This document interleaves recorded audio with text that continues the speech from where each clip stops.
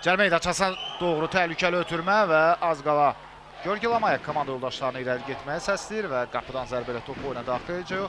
Zlatinov, Bolqarıstanlı futbolçu topu irəliyə doğru ötürür. Nizami Hacıyev qapıya doğru zərbə vurma olar. Hacıyevin zərbəsi dəqiqə alınmır.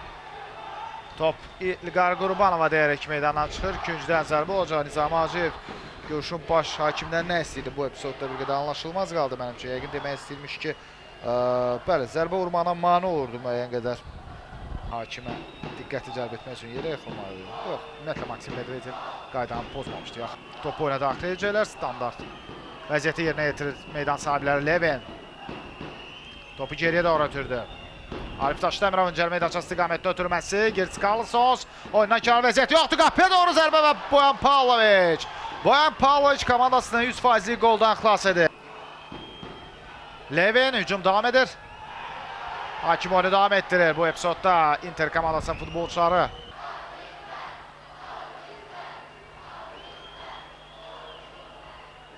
Yəni Qarabağın yeni futbolçularından biridir. Niyazsə topu qəbul edir. Niyazsə qapıya doğru zərbə və top qapıdan Acaralı keçir.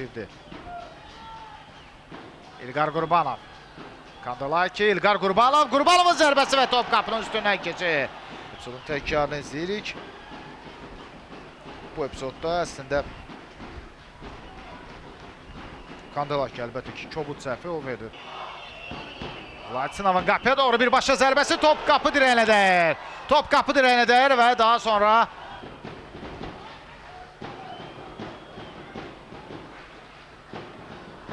Nizami Hacıyev oyundan kənar vəziyyət var idi. Yəni xətt hakim bayrağını havaya qaldırmışdı. Nizami Hacıyev zərbə qeynə çıxsa da artıq.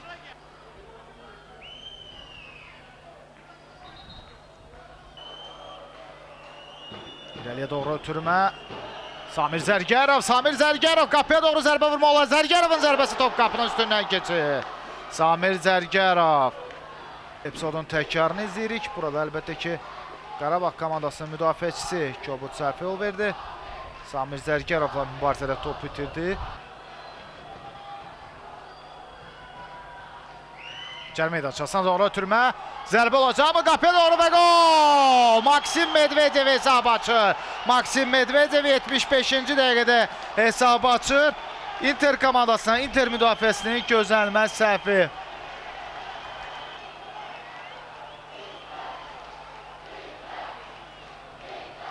Müdafiəçi Maksim Medvedev epizodun təkrarını izləyirik. Cəlməydən Çasana doğru ötürmə. Karlsonsun kobud səhvi və daha sonra müdafiəçilər topu. Rauf Əliyev, Sadiqovdan irəliyə doğru ötürmə. Frans İsmailov qapıçı ilə üzbəyüz qalır və Lamaya komandasını 100%lik qoldan xilas edir.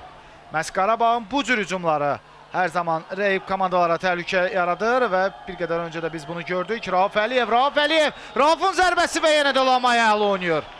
Daşdemirova doğru ötürmə vermək olar, ancaq o topu cəlməyin açısına doğru ötürür. Qapıya doğru zərbə və gol! Hesab